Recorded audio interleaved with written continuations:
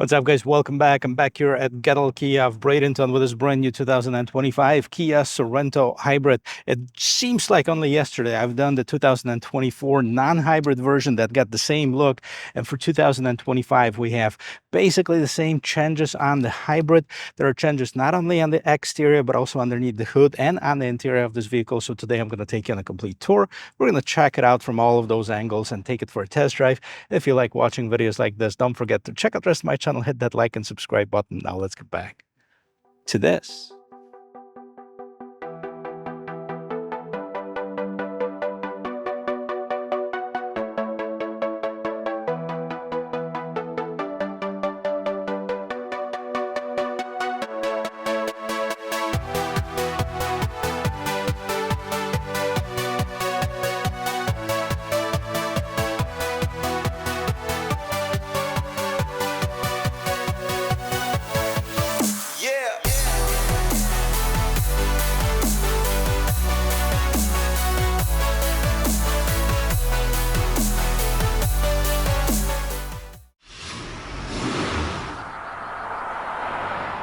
Well, right now, Kia has a full offering of a three-row SUVs. We have the Sorento, which is the original three-row SUV, and that's available in three different variants. They have a non-hybrid, hybrid, and the plug-in hybrid. We also have the Telluride, of course, and the Kia EV9, which is a fully electric one.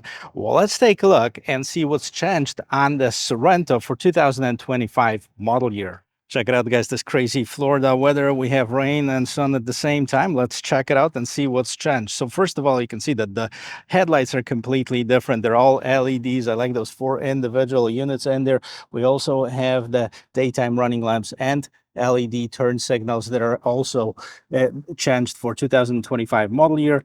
Curtains on the side, LED fog lamps. We have the big piano black grille with the polished aluminum trim right here at the bottom.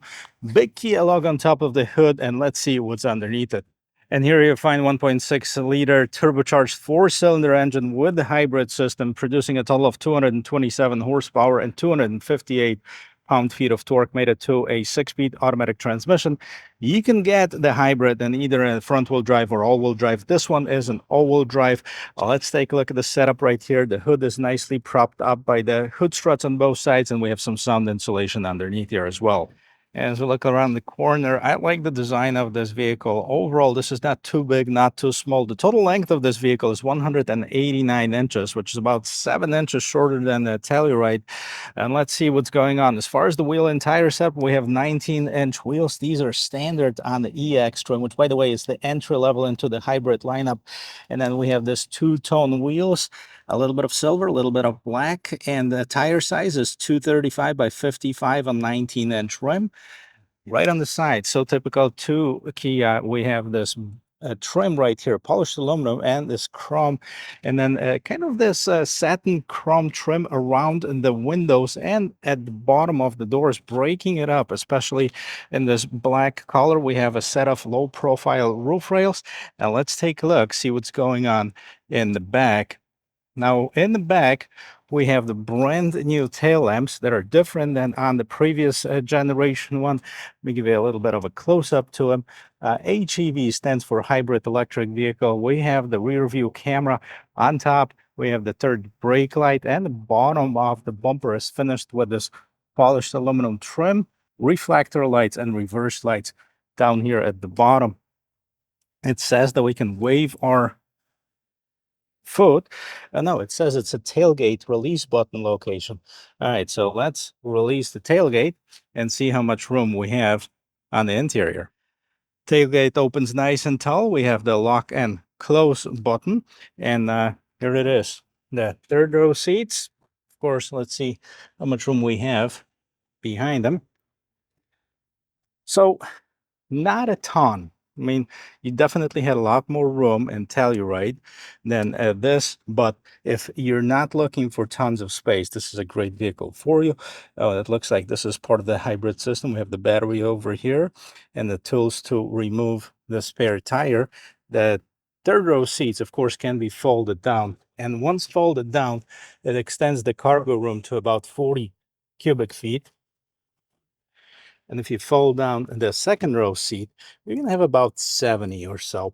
Let's see what else is here. So for the third row passengers, look at this. They have the cup holders, USB Type-C ports on both sides. On the right-hand side, we have the ability to fold down the seats. Okay, and that's basically what it does. Now, if the front seats are pushed back just like mine are, you're not going to be able to fold them out all the way, but you kind of get the drift. Now, this vehicle also have the panoramic sunroof. This is a package that was added to this particular one. Doesn't come standard on the EX. But let me jump inside the third row seat and see how much room we have. But before I do that, let's take a look at this rear door panel. So we have this nice trim. Look at this pretty cool looking one. We've seen it on Kia since the Soul, I believe, in like 2019 or so. And then we have this polished aluminum trim, kind of breaks up that black color in here. This is all hard plastic though. The only padded thing is the armrest, a little bit of storage underneath here, and the speaker as well as the cup holder on top. Now, this is a 6-passenger configuration, so we have 2, 2, and 2. And the captain chair's right here in the middle, and we're going to get inside the third row seat. So let's push the button right here, get the seat out of the way, and here is your third row seat. Nice and shiny. I don't know if it's because of the rain or me sweating because it's 1,000,000 degrees outside, 100% of humidity. But anyways, this is your third row seat, okay? Sitting up here, I have about this much of headroom. So not a whole lot. I have plenty of shoulder room. And let's take a look at the knee room. Well, okay, don't get too excited because this seat is not all the way to the back. Now, this seat is if someone was nice and let me squeeze in behind them. But if I wanted to move this seat all the way back, look at this. I'm definitely resting my knees on top of this seat. I'm 5'11", and this seat on the right-hand side is moved all the way back. So for kids, this is a good size, not so much for adults. And here's what's going on the interior. So we have the seat back storage in the middle console. We also have vents for the rear passenger and the 12-volt, 180-watt power outlet. We also have the USB Type-C ports built in both the driver and passenger seats. Now, the seats are covered in man-made leather. This is not the real leather. This is the Kia's invention. And then now here we have the perforated solid trim. Good looking seats. They're fairly comfortable as well. Let me jump inside, see if there's any room for the second row passengers. Let's see how easy it is to get in. Okay, so we have 6.9 inches of ground clearance, so it's an easy step up, not horrible. I have plenty of headroom, about this much, so 2 inches. Plenty of knee room, and this seat is adjusted to my regular driving position. I'm 5'11", just a little bit over, and I have probably about 2.5 inches in front of my knees. The seats are nice and comfortable, and you can adjust them. You can also slide them back and forth as such, so I can even move it back and let the driver recline and be super comfortable as well. And one last thing before we get inside, let's listen to the sound of the closing door. Boom. That's actually pretty good. And of course, we have the smart entry system. As long as I have the key somewhere on me, I can lock and unlock this vehicle without pressing any buttons on the remote. On the mirror, you also have the blind spot assist and the turn signals. Same as in the back with the addition of window mirror lock controls and more storage at the bottom of the door. You have Sorento spelled out on the door sill, and you have the 10-way power adjustment on the driver's seat, 8-way power adjustment on the passenger seat. And so you can move it all the way back, and I would still probably have enough room in the back seat. As now, let me jump inside. I'll show the rest of this brand new interior.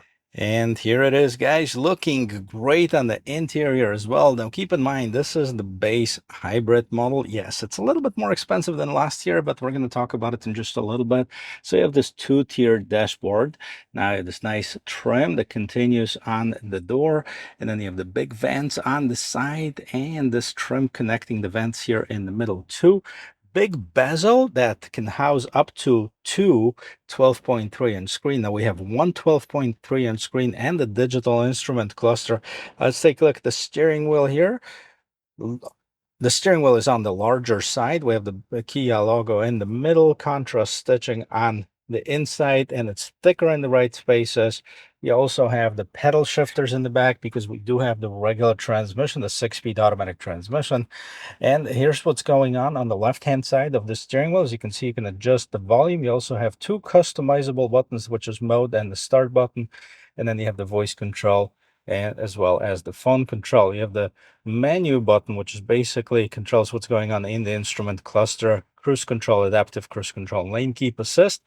Now let's take a look at that digital instrument cluster. Now, this is not the fully functional digital instrument cluster. What I mean by that, we don't have the feature where you have the blind view assist as you see on some of the higher trim levels. Plus, those have a little bit more customization as well. This is sort of the base digital instrument cluster. Let's see what we have. So in the middle, we can see it right now. We have the lane keep assist. Once we start driving, it's going to display the tire pressure, and then we have the trip meter and the compass. On the right-hand side, we have the tachometer and speedometer. On the left-hand side, we're in the EV mode. Let me see if the drive modes are actually connected to the display. They're not. Let's fix that.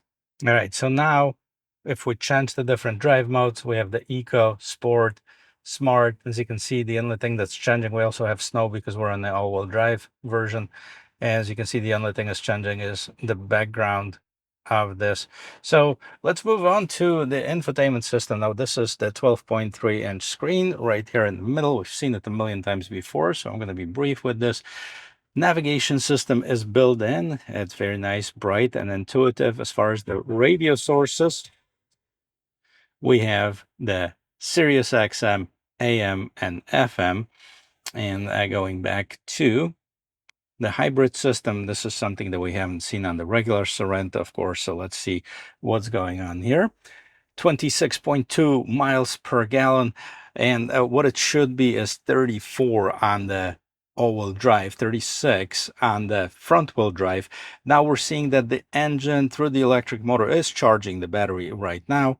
But once we start driving, we're going to be able to see that the battery is giving an additional power to the engine. The electric motor used right now is at 0 kilowatt hours.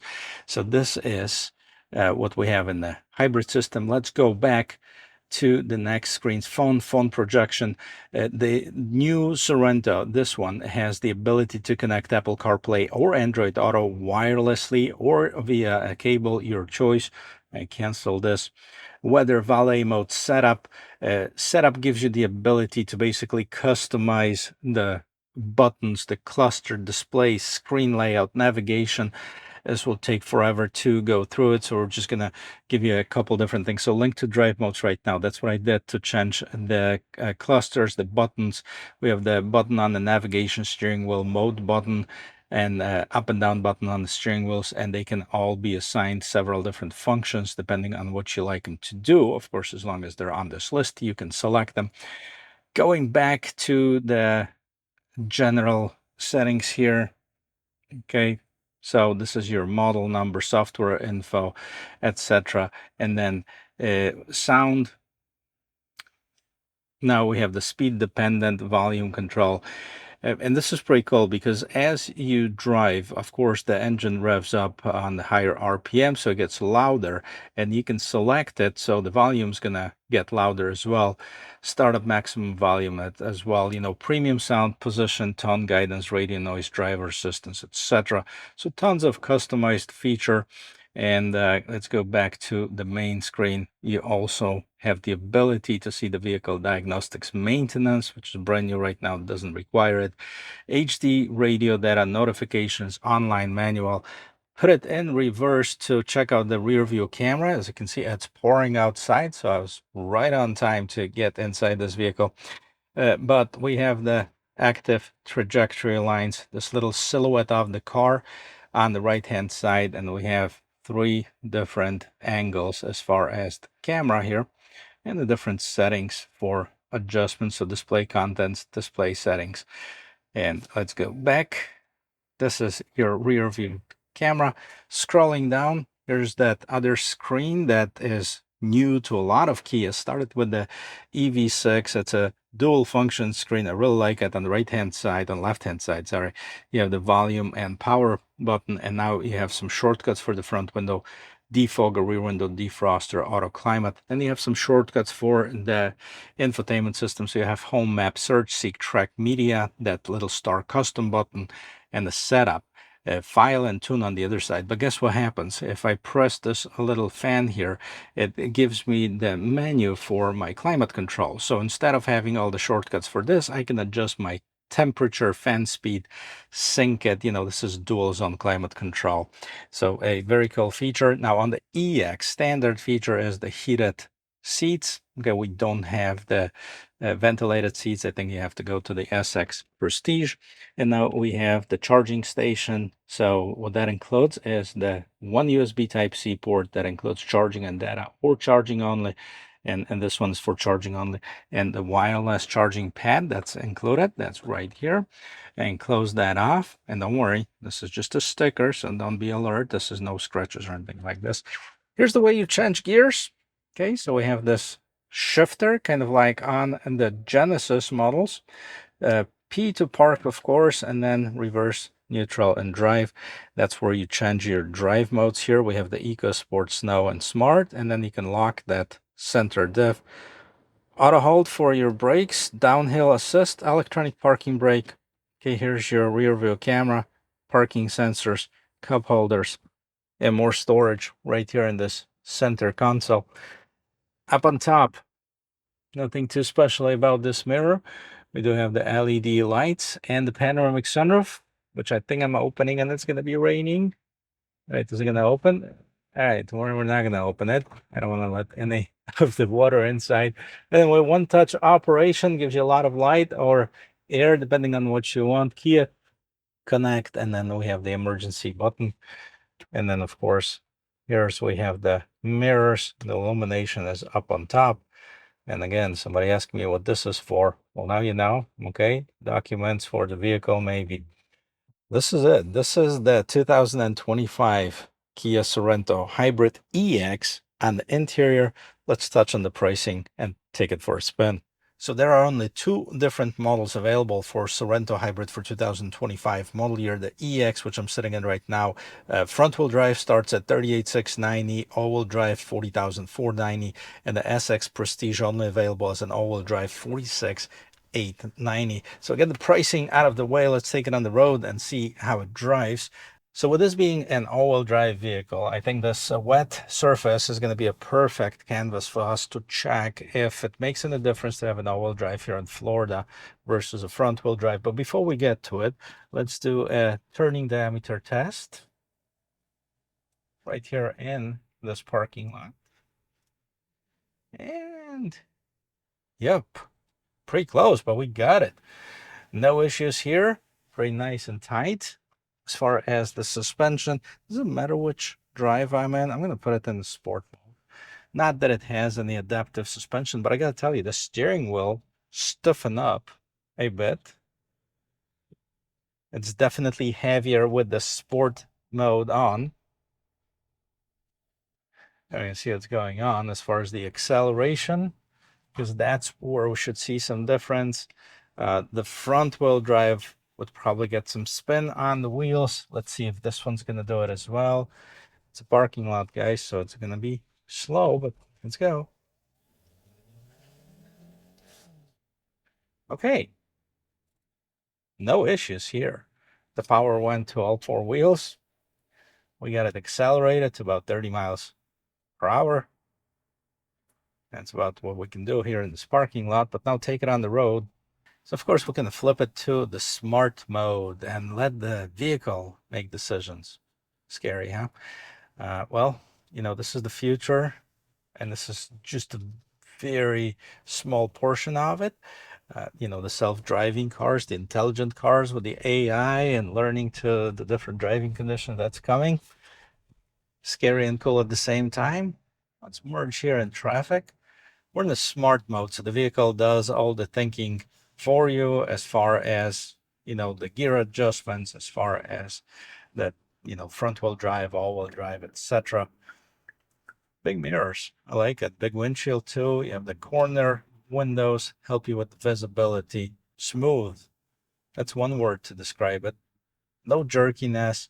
Here's the pretty cool lane keep assist. I was moving to the right to let the vehicle pass by, and it tells me, hey, keep your hands on the steering wheel.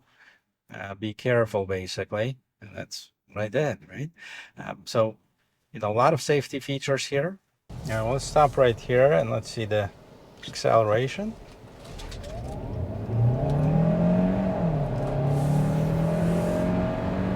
50. All right, I think that's enough. We have a fairly wet surface here. There's no issues in merging in traffic or anything like this. I mean, the vehicle behaves very nice on the road. Now, as far as this segment, let's talk about it because this is an interesting one. Both the Hyundai Santa Fe and Kia Sorento are kind of oddballs in a sense where they're not as big as most of the three-row SUVs, but they still have 3 rows, right? So it's about the same size as, let's say, a Honda Passport, which is a 2-row SUV, or maybe the Mazda CX-70 that's coming. It's also a 2-row SUV, but it does have the 3rd row. Now, the 3rd row, as you've seen, I mean, it's not the biggest one, but if you have kids and, maybe occasionally you can carry some adults in the back, I mean, that's what it's for. So not bad at all. And pricing, from 38 to 46, that's the starting price.